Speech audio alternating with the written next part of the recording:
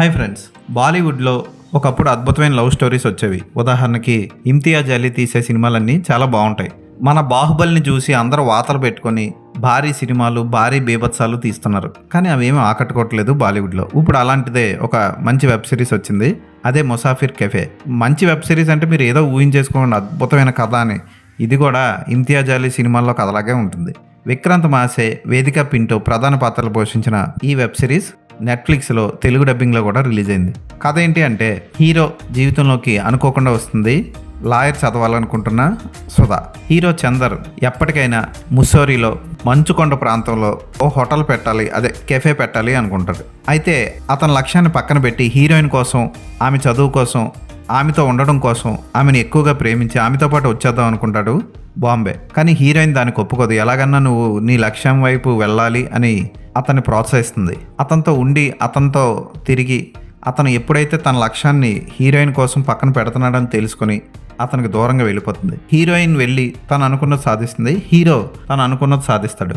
ఆ తర్వాత మళ్ళీ వీళ్ళిద్దరూ కలుసుకొని వాళ్ళకున్న ఎఫ్ఐఆర్లు, వాళ్ళు ఇప్పుడు ఏం చేస్తున్నారు ఇవన్నీ చర్చించుకుంటారు. అలాగే హీరో అప్పటికి పెళ్లి చేసుకోలేదని హీరోయిన్కి తెలుస్తుంది. హీరోయిన్ కూడా వేరొకరిని లవ్ చేస్తుంది, డేటింగ్లో ఉందని తెలుసుకుంటాడు హీరో. ఇవన్నీ చూసిన తర్వాత మనకి ఇవన్నీ చాలా మన జీవితంలో చాలా చూసాం. మన జీవితంలోనే జరుగుంటాయి, లేదా మన ఫ్రెండ్స్ జీవితంలో జరుగుంటాయి, పక్కింట్లో జరుగుంటాయి, అవే కనబడుతుంది. అయితే విక్రాంత్ మాసే, వేదిక పింటో ఫ్రెష్గా కనిపిస్తారు జంట. వాళ్ళిద్దరు యాక్టింగ్ బాగుంటుంది. వాళ్ళ జీవితంలో డిఫరెంట్ ఏజ్ గ్రూప్లో ఉన్నప్పుడు చూపిస్తాడు దర్శకుడు. విక్రాంత్ మాసే ఎప్పట్లాగే బాగా చేశాడు. చందర్ పాత్రలో ఆకట్టుకుంటాడు. పిచ్చిగా హీరోయిన్ ప్రేమించిన క్యారెక్టర్లా బాగుంటుంది. అయితే సుధా క్యారెక్టర్ మాత్రం హీరోని వదిలించుకోవడానికే ప్రయత్నిస్తున్నట్లు అనిపిస్తూ ఉంటుంది. వెబ్ సిరీస్ చూస్తున్నంతసేపు స్వార్థపరురాలుగా కూడా కనబడుతుంది.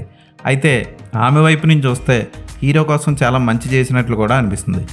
ఓకే, అతని జీవితం బాగుపడడం కోసం ఆమె అతనికి దూరంగా వెళ్ళిపోయింది అనుకోవచ్చు. ఒకవేళ హీరో తుప్పల్లోకి వెళ్ళిపోయి ఉంటే, కొండల మీద కెఫే కాదు, కనీసం వీధి చివర టీ స్టాల్ కూడా పెట్టుకోలేని స్థాయికి వెళ్ళిపోయి ఉంటే హీరోయిన్ వదిలేసిన దానికి అర్థమే ఉండదు కదా. అఫ్కోర్స్ ప్రేమ అంటే ఇద్దరు కలిసి బతకడం.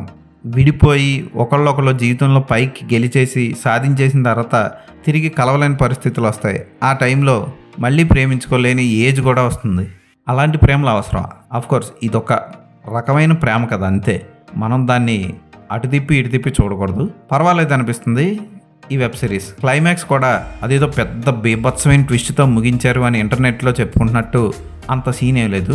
ఆల్రెడీ హీరోయిన్ ఒకడితో తిరుగుతుంది అన్నట్లు చూపించి వదిలేస్తారు క్లైమాక్స్లో. అయితే ఈ వెబ్ సిరీస్ గురించి ఈ మధ్య ఎక్కువగా చర్చించారు. ఒక 3-4 రోజులు రిలీజ్ అయిన తర్వాత కిస్ సీన్లు, రొమాంటిక్ సీన్లు ఉంటాయి, కానీ హద్దులు దాటి ఏమీ లేవు. వేదిక పింటో, విక్రాంత్ మాసే కెమిస్ట్రీ బాగుంది.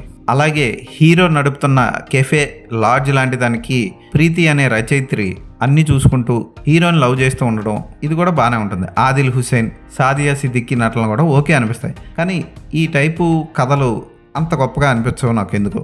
నాకైతే యావరేజ్గా అనిపించింది. ఒకసారి చూడొచ్చు. ఫోటోగ్రఫీ బాగుంటుంది, ఎక్సలెంట్ లొకేషన్స్లో తీశారు. ఆ మంచు, ఆ కొండలు, అలాగే బాంబేలోని ఇల్లు అన్నీ బాగుంటాయి. కాస్ట్యూమ్ డిజైనింగ్ కూడా బాగుంటుంది. టైంపాస్కి ఏ వెబ్ సిరీస్ లేనప్పుడు ఈ వెబ్ సిరీస్ని ఒకసారి చూడొచ్చు. తెలుగులో కూడా రిలీజ్ చేశారు. తెలుగు డబ్బింగ్ కూడా బాగుంది. నెట్ఫ్లిక్స్లో ఉంది. ఈ వెబ్ సిరీస్కి నేను ఇచ్చే రేటింగ్ 2.5/5.